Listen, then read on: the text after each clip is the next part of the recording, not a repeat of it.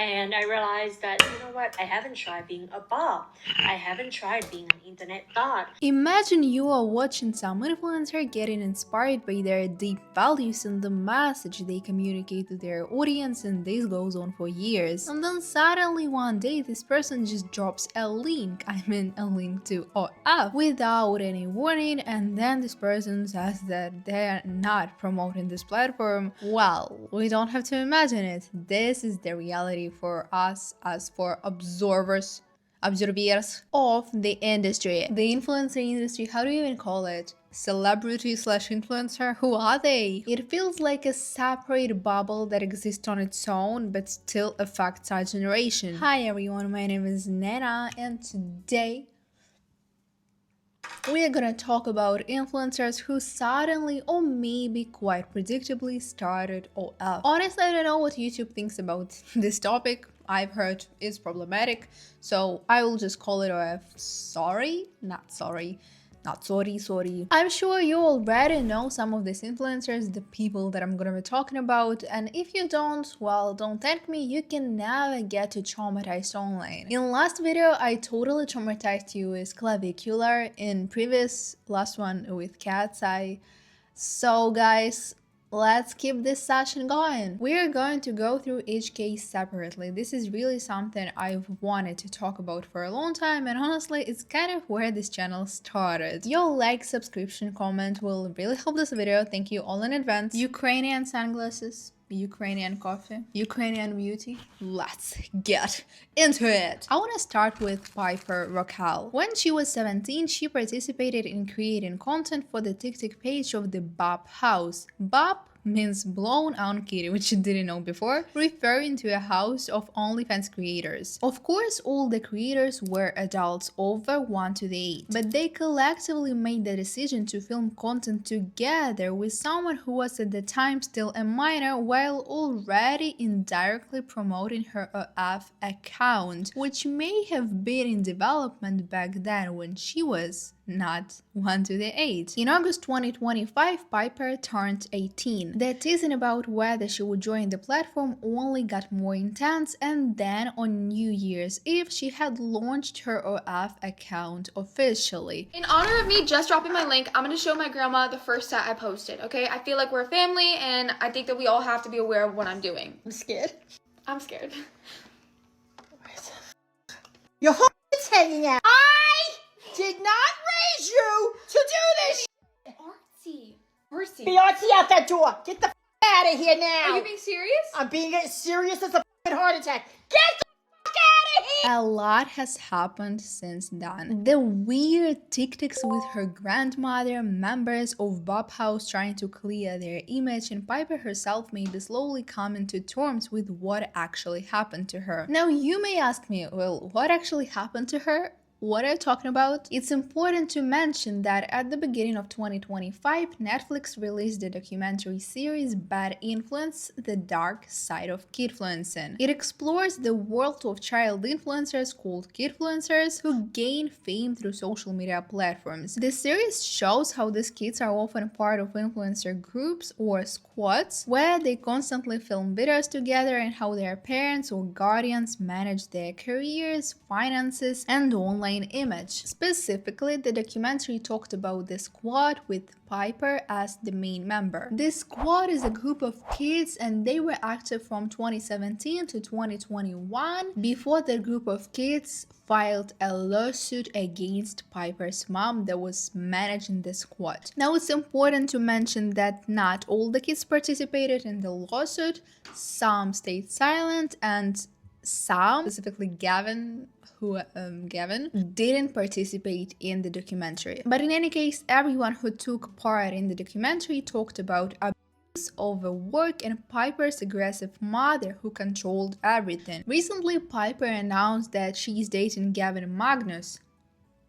Yeah, him. The one who was in the squad but did not take part in the documentary. We will see how it all turns out. I actually saw a theory that talked about how Gavin is not speaking up against Piper's mother to protect Piper so he can still be in her circle and protect her without her knowing. I don't know if it's that deep. Actually, I hope. To me, the documentary clearly showed how Piper's mother exploited her own daughter along with her daughter's friends. Of course, there are also questions about other kidfluencers' parents, but this story is about Piper Rockelle. From what I remember, around the time the documentary came out, Piper started appearing in TikToks with the Bob House, which only intensified the discussion and confirmed many of the concerns that were hinted at in the documentary. At that time, Piper had already stopped showing her mother in her content, but it's logical to assume that in those TikToks here and here,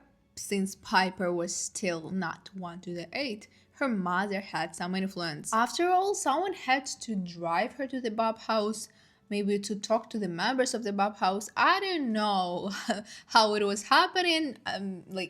It was probably very weird, or maybe they don't care about Piper. Maybe it wasn't weird and they were like, hey, here's my daughter, go exploit her. Hey, thank you, we are gonna do it to the max. Bye. Now Piper is 18 and she's legally an adult. But turning 18 doesn't erase your past, your trauma, and the exploitation you probably have gone through, even if you don't fully understand it yet. You don't suddenly become wise or self-aware overnight. More often, you continue repeating unconscious patterns while thinking you are making independent choices since you're an adult. Piper continues to say that she feels good about what she's doing, that it's her choice, and so on. Is it your mom deciding or you deciding? It's never been my mom deciding. How many times can I let you guys know, like, I'm okay, that I've never been abused, that I've never been forced to do anything? But the more content I watch with her, the more lost she seems. To me, it feels like she's still in denial about what her mother did to her, allegedly, though at the same time she might be slowly starting to realize it, just not allowing herself to fully process it yet. She also contradicts herself a lot. One moment she says she loves and enjoys doing OF, and that implies she probably wouldn't be doing it if not the need for money. I've been wanting to do this for so long. I know it sounds so terrible, but like, I just have wanted to express myself and not be judged on the internet. Okay, so your YouTube got demonetized, which Yes. was tragic. Do you think you would be doing OF today if that hadn't got demonetized? That's a great question. I really have no clue what I would be doing. I feel like if I never got demonetized on YouTube, I would definitely be in a different place. Yeah, a because different, we're so like, great at YouTube. The content on her Instagram page is so disturbing to me. I know she is an OF model now, so her content is supposed to be like that, but knowing that she's like 6 months younger than me and she's doing that, it's creepy. And what is the most creepy thing to me is probably comments under this post. If you go to the pages of people who comment on that, these are probably, in most of the cases, these are men, and this is very, very creepy. I mean, she looks like a child, respectfully. It's not an offense. It's okay. She just turned 18. It's okay. You're not supposed to look like a, I don't know, someone much older at 18, right? In those videos, you can clearly tell that this is like a child. And this man are benefiting of an exploited child. I don't know. I'm gonna pass out at this point. I need something stronger, guys. In my view, even though Piper is now legally an adult, she is still a victim in this entire situation. She was exposed to grooming throughout her life, and when she finally got into an environment where adults could have helped her, they instead continued to exploit her to the point where it seems like she was led to believe that this was her only path forward. Mind you, she is still actively spending time with those people. A completely different situation is Clara Dow, a woman from what seemed like a wealthy family who had everything. She ran a body positivity account for 6 years, had an audience that absolutely loved her, and on top of that, she was genuinely making positive changes in society, helping people accept themselves as they are. Until one day, everything changed, and from from that point on, everything went downhill. And I'm not talking about money. No, she's not poor, but do you think it's the only measure of success? When a body positivity influencer who built her entire career on loving and accepting her flat chest gets a boob job, and honestly, who knows what other procedures, her personal brand collapses. You can't blame the audience here. When you build your brand on certain values and then in one day everything flips around and you even start presenting your old self as something negative, what do you expect? The negative reaction isn't just predictable, it's justified, it's valid. I'm not talking about the hate, of course, the bad things, threats, and in general, hate was not justified. Hate is never justified. Remember that. But criticism was valid. Like, did you think you will just come out with a boob job and people will be like, oh, wow, okay, bye? Considering the 5 or 6 years of your career previously was about loving and accepting your flat chest and definitely not making a boob job, and that you said that you will never get a boob job and then you got it, like, you know the thought process. The criticism was valid. I still stand for it till this day. But like everything, over time the hate started to fade and people simply forgot about Clara Dow. Honestly, for almost a whole year there was barely any discussion about her. That's definitely a bad thing for a public figure, but on the other hand it can be good for mental health. After all, this is her life, and no matter what we think about her boob job, probably she should have focused on herself and her own well-being. However, not long ago, Clara also dropped a link to OF, and it happened exactly like I described, out of nowhere. In my bubble, she existed pretty quietly until 2025, then she got heavily criticized and cancelled, then people forgot about her, and then suddenly OF and people started talking about her again. I know that my bubble doesn't equal actual public perception. I know that there was criticism about her repetitive content, about her boyfriends and content with him, you know, about her questionable video with fit habits. I'm actually making a video about Clara Dow now, so subscribe so you don't miss what. Yeah, I don't know what is okay, but in any case, she is more talked about now than in any time before in my bubble. Please let me know if it's the truth for you or if I'm wrong. So when I saw the news about Clara dropping the link, I thought it's just for rage bait, because what works better than sex? People started to forget about you and then you're like, here are my pictures. Okay, that worked. People started talking. Now she actually seems to be creating content there and treating it as full-time job. I was really surprised when I found out that Clara Dow had already been doing similar things on her Patreon, according to people who followed her more closely before all of this. But the general audience didn't really know that, so drop the link moment was a shock for many. At the same time, Clara says she doesn't promote the platform itself in any way and continues to claim she does it for fun. Just like the boob job, by the way. But we all know, you can always tell when someone is seeking male validation. This is not an accusation or putting her down moment. We live in a patriarchal society that teaches women to hate each other from a young age. So this shouldn't sound like you're a villain because you unconsciously want validation from men. No, that's an actual concern. I know that it's also a loud claim to make that someone is seeking male validation, but at the same time, it's a very common thing for women, for men too, and like, I'm not saying that I'm so prone to it, I'm not seeking no validation. Of course, no, I'm a human too. But if I open up a little bit, y'all will call me a hypocrite. So, I'm criticizing people instead online. That's my career. So in my upcoming video about Clara Dow, we will get deeper into Clara's seeking male validation topic. So guys, subscribe. I don't know what else to say. Videos on my channel are actually very interesting. Clara Dow is an adult woman. She's 28. I don't have problems with her doing OF at all. And yes, it's different with Piper Rockelle because she has been allegedly groomed from a young age, and that's why I'm not saying that she's an adult so she can do whatever she wants. Of course she can. That's not the problem. The problem is why she's doing that, okay? Clara Dow, in that case, I have no problem because she's supposed to be more grown and more mature, and maybe I'm too naive. Let her do whatever she wants, of course. That's not even a question.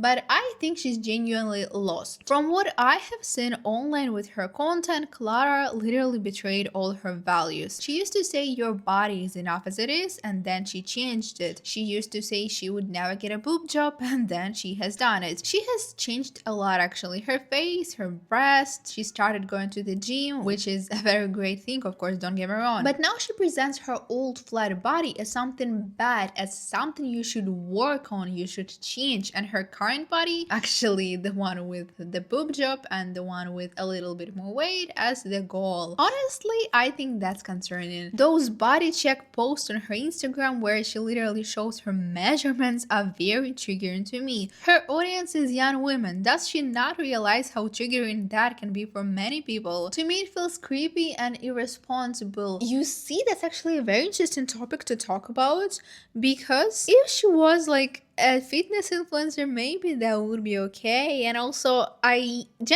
don't think that putting out your measurements, your before and after pictures, is a really good thing, because people with before bodies are watching it and they are thinking that, oh my god, I should work on that, and maybe they are already struggling with self-perception, self-image, and all of that, and that's why it is harmful. At the same time, you could say that, like, well, if you're struggling with self-perception, maybe don't watch fitness influencers, right? And we can talk and argue about it, but with Clara Dow, it's a bit different. She initially was a body positivity influencer. People followed her for that. People wanted to start accepting and loving their bodies more while watching her content, and now she started comparing her previous body to her current body, framing that as her previous body is bad and her current body is good. And of course she doesn't say that, oh my god, I was so ugly, I was so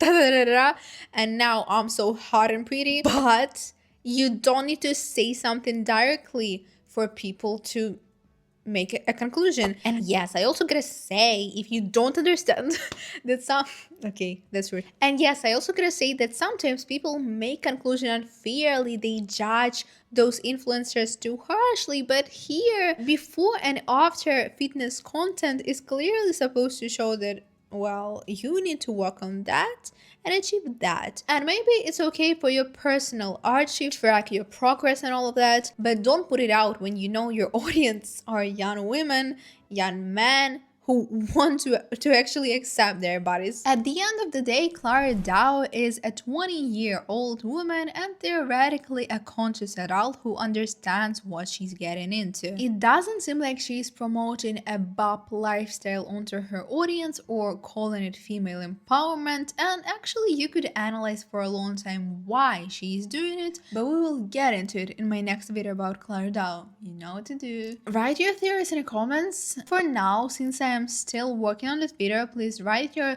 thoughts about the Clara Dow situation in the comments about everything. From 2019 to now, everything you want me to talk about in that video. Since I'm still writing the script and since I am reading, oh my god, every single comment, I will include it. Yes, but I don't really have a direct problem with Clara and OF specifically, but the question still remains. Why do so many women end up turning to this type of work? A lot of people ask me, Clara, why did you start an OF? I thought you're rich and you come from a rich family. You don't need the money. Yes, that's true. I come from a family that probably don't have to work and I'll be fine for the rest of my life. And I already made a name for myself doing social media for 7 years, live very comfortably, have a really good life. I am just rebellious. There's something inside of me, in my blood. I can't change it. Something inside me just wants to go against every social norm and what people expect of me, what I'm not supposed to do. I want to do that. First of all, I don't necessarily think that OF is some kind of out of social norms now, because more and more young women are doing that, sadly. But okay, I still can understand what she probably meant. Like, there is a stigma attached to it, of course, okay, maybe. But this part, something inside me just wants to go against every social norm and what people expect of me, what I'm not supposed to do, I want to do. don't we see a problem here, guys? Isn't it like some kind of trauma? Isn't it some kind of 10-year-old mindset? I'm gonna do that because my mom told me not to do that. Do you really not see a problem here? I have watched so many people reacting to this video and they just keep this part. It's insane. In the beginning, when I first started out creating content, nobody was making flat-chested content, okay, on the internet. Nobody was That was not about Clara Dow, that was about Christina, sorry. making flat-chested content. Maybe some, but like not as many as I did. And I really made it my thing. I loved it. I loved making flat-chested video, helping people feel better about themselves. And after 6 years of doing that, 6 years, 900 videos, of course you would get bored. Of course, right? So I got bored and I was thinking to myself, with my rebellious brain, Rebellious brain. Your brain is not rebellious. That's not a characteristic for a brain. That's maybe for like character, but your brain? what would people not expect from me? Makeup content, shopping content, go on Twitter. I don't know, like a lot of things. Marry a woman, give birth to a child. At this point, people didn't really care, did they? Maybe, I don't know. At all. And the answer is very obvious to me. A boob job. So that's exactly what I did. Why are you doing a boob job? Because people don't expect that from you. Aren't you supposed to do that for yourself? She contradicts herself. Even in the beginning, my family was so against me doing flat-chested content, showing my supposed flaw on the internet. They were so against that. But that kind of gave me the satisfaction of going against what people want for me. I don't get it. How do you guys know? How do people not see that this is a problem? So you loved doing the flat-chested content not because you wanted to help people, not because you wanted to maybe help yourself, but because your parents thought that you shouldn't be doing that? This is literally a 10-year-old mindset. I hate people. Oh, okay. I don't know. I don't know if you can relate to this. No, I can't. Like the rebellious side of me. It's not a rebellious side, that's traumatized side. And I'm not a therapist, but I love calling people traumatized, you can tell. It's just there. It's just there. And it's just who I am. So after having the boob job, I tried out a bunch of different types of content, just having fun, right? Like did gym content, beauty content, lifestyle content. Could you not do that without a boob job? Wait, this video is not about boob job. What am I talking? Why am I talking about it? I'm sorry, guys. I'm sorry. That's a spoiler for the next video about Clara Dow. And I all had fun doing that. And then after 1 year, it occurred to me, my rebellious side comes out again, and it's like, what's next, Clara? What's the next thing that you can do to challenge the norm? Because that's what I love doing. Cut your hair. Stop doing makeup. And I realized that, you know what, I haven't tried being a bob. I haven't tried being an internet thought. A bob? I haven't tried being a blown out. Why are these girls calling themselves a bob? Like, that's crazy. That is so looked down upon. That is so stigmatized. That's definitely a taboo. People don't like when girls do that. Sounds fun. So you're doing it not because you want to do it, but because people don't like when girls do that. That's insane. This is very, very sad. You're living according to other people's perception of what you're supposed to be doing. And that's the same thing like living for validation. I genuinely don't get, like, she talks about it out loud and she doesn't see a problem. Why? That's obvious. And so that's why I did OF for fun. It's just who I am. This is who I am.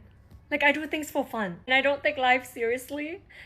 This is no way promoting OF or doing OF to any girls. In no way. This is my life. This is my life story, and this is my personal decision. This is definitely not cut out for most people.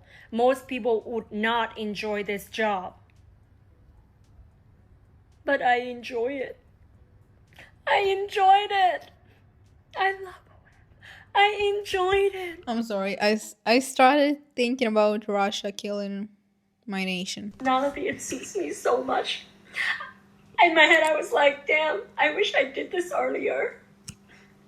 I enjoy it. But yeah, that's the reason. I'm not sure how long I will do it, to be honest. I guess I'll do it as long as it's still fun to me. A girl just wanna have fun. I genuinely don't get how someone can like enjoy doing the job. I can understand that it's easier than other jobs, and maybe that's the part of enjoying it, but she specifically said that like I enjoy it. I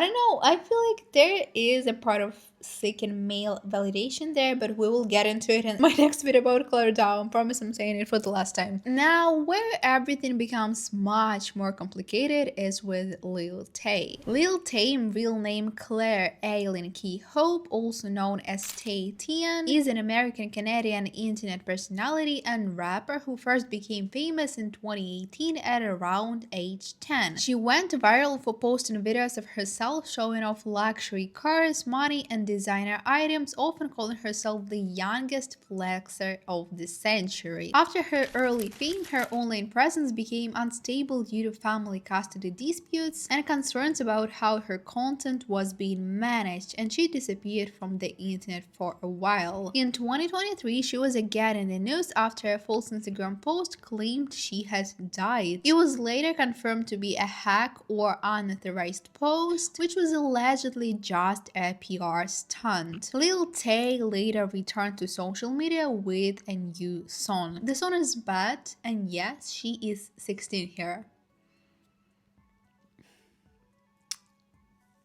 In 2025, after turning 1 to the 8, she launched an OF account, which brought her another wave of attention and controversy. From what she has presented, she made $1 million in 3 hours. I don't really know whether it's true or not, specifically that number, but I can believe that. In any case, she made a lot of money for sure. Just imagine the amount of creeps that are out there living and walking the same earth as we. Lil Tay's story fits more into the category of exploited children who don't yet understand what is happening to them. From childhood, you're surrounded by people who are supposed to protect you, care for you, and love you, but instead do the opposite. The problem is that as a child, you don't realize it. You think these are your parents and that everything they do is right, is for you. I don't know how long it will take for these girls, for Piper, Lil Tay, for many other young girls,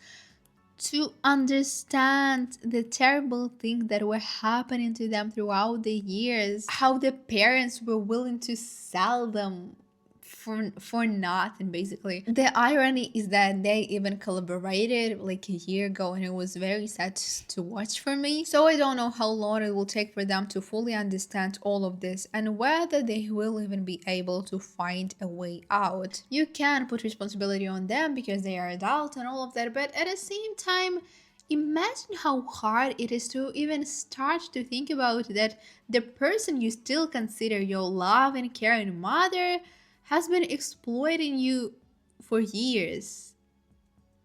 It's disgusting. Piper is still in denial from what I have seen, but she seems to be starting to understand something. And when it comes to Lil Tay, it's just painful for me to watch. I'm sure there is so much more to her than doing OF, but the situation in which she is in, the people around her just won't let her realize it. Shout out to my brother for posting. That's what I'm talking about. This is very, very sad. Just proves that every adult in her life failed her. I'm saying that there is so much much more to these girls than doing OF. I also don't want it to sound like if you're doing OF, you basically have nothing to offer. What I am saying is that these girls sadly have never had the possibility to even try something better than this. Or maybe not necessarily better, just something different, maybe something that they actually have a passion for. They were somehow told, brainwashed into thinking that this is their only value, and if you're a girl, that's the best way you can make money. If you don't understand why I'm so kind of against in a way of specifically young girls doing that, is because it's all promoted right now. And guys, do you really think that it's promoted just because it's so good to be a Bob? No, it's promoted for a reason, for young girls to bring more money to these platforms, to men who created them and to men who manage them. People who just do OF without being influencers with large amount of following already, they don't make a lot of money on these platforms, and their erotic pictures are online forever. They can be leaked, they can be sent to anyone, you can be blackmailed with them, like whatever you want. The main figure in OF bubble right now is Sophie. She is the one of the biggest creators on the platform, and in my bubble, one of the most media covers. She's apparently around 23 years old, and no matter how much positive information there is about her online, we need to understand something important. Sophie does a good job in terms of charity, helping animals, donating money, and building a cute public image. But don't let anyone manipulate you. She created the Bob House on the platform with mainly kids to teens to young people audience. Kids and teens are of course the main problem. She filmed TikToks to the Bob House TikTok page with someone who was not of age at that time, and this is so disgusting. And she likely influenced Piper directly or indirectly to the direction her career took. And I'm not talking about influence like whispering to Piper, create an account right now, go to OF, sell your body. I'm talking about indirect promotion of a certain lifestyle, success, and mindset. And still, there was also direct involvement of Piper in content creation for the Bob House TikTok account. She also says she's a Christian and a virgin until marriage. Whether that is true or not is not the main question. To me, it still feels like exploitation of religion within the promotion of adult content. We all know those creeps like virgins. My main issue with Sophie and with these girls in general is both the way Piper was allegedly groomed and the way they are effectively promoting themselves to a very young male audience on TikTok, giving access to adult content to kids very quickly. They promote their OnlyFans on TikTok, especially in the case of Bob House, and there is a huge Generation Alpha audience there. And Generation Alpha is really young, if you know what I mean. And do I want to blame women for young boys becoming addicted to porn? Well, no. The problem is more systemic. It's about how platforms allow this to happen in the first place. Why is there a content creator house of Bobs on TikTok? And honestly, even without these creators, almost everything today is already soft core in some way. You watch someone perform on stage and there are adult themes, yet children are still allowed at concerts. You watch shows like Euphoria and it's basically the same con as what you'd find on adult sites. This isn't just about young boys becoming addicted to porn from a young age and ruining not only their own lives but also the lives and self-esteem of their future partners. It's also about young girls being told that this is power, that selling your nudes is empowerment. I'm not saying that being an OF creator is inherently bad, but what kind of society are we living in where it's actually believed that selling your nudes automatically makes you empowered? Have you noticed how the word is only used when someone tries to tell you that what they're seemingly doing for the male gaze is actually for themselves? Especially when the average OF income is around $180 per month. Girls who think about taking this career path need to understand something important. These influencers, Clara, Lil Tay, Piper, rockelle, they are making a lot of money on OF because they already have huge audiences. And in the case of Piper and Lil Tay, specifically because they were exploited from childhood, because they have creeps who waited for them to drop their link since they were really not old. And realistically, I have been thinking about it for quite a while, but what kind of normal person will actually pay for OF, specifically in like casual content? Because we know that you can post anything on OF, specifically in sexual context.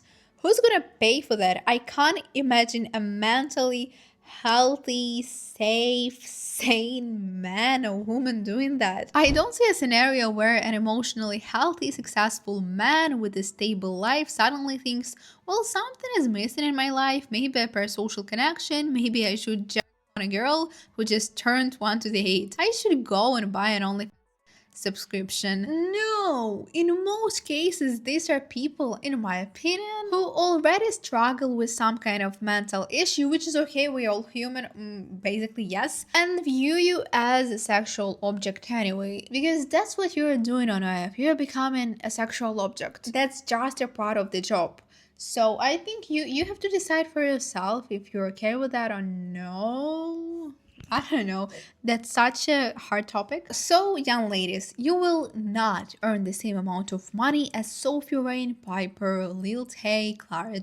And also there is a very great risk that your photos will be leaked. So the question is it worth it? People like Sam Levinson will try to push the idea that you are in control and that it's not pornography. What does this man own? First of all, have you watched Euphoria? Because even there, the narrative already leans toward you're in control, it's not porn, it's empowerment, and so on. Nate is portrayed naive for even suggesting that it's porn. And Nate is not even a good representation for someone who stands against OF. He doesn't want his girlfriend to do it simply because he views her as an object that can only belong to him and that no other man should see. That's how Nate Jacobs views women. That's known. You gotta ask yourself, why is everyone telling you that OF is great, that you should be doing it as a woman, that actually you're in control, it's not porn, you're safe?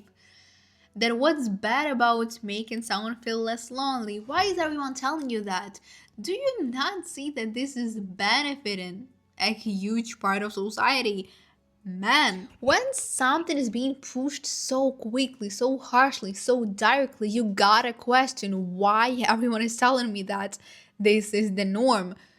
It's clearly not natural, guys. To be clear, being an OF creator is not automatically a sign of self-disrespect or degradation. Everyone has different boundaries and everyone makes their own choices and decides what is okay for them and what is not. But I also suspect that the show, specifically Euphoria, will eventually try to normalize OF as something not that bad, maybe even something aspirational that, you know, young girls should do. We'll see where it goes. Since as of now there are 2 episodes out, 3rd episode will be out today, and if something changes I will tell you. Honestly, I don't know if this video needs a separate conclusion. It kind of feels like no matter what people talk about OF, everyone still has so many different opinions. There are a lot of hidden pitfalls in this industry, and I still come back to the idea that the sex industry is fundamentally exploitative towards women. So the responsibility should be placed on the people who run it, not on individual creators. At the same time, these creators do have large influence through their content to young audiences,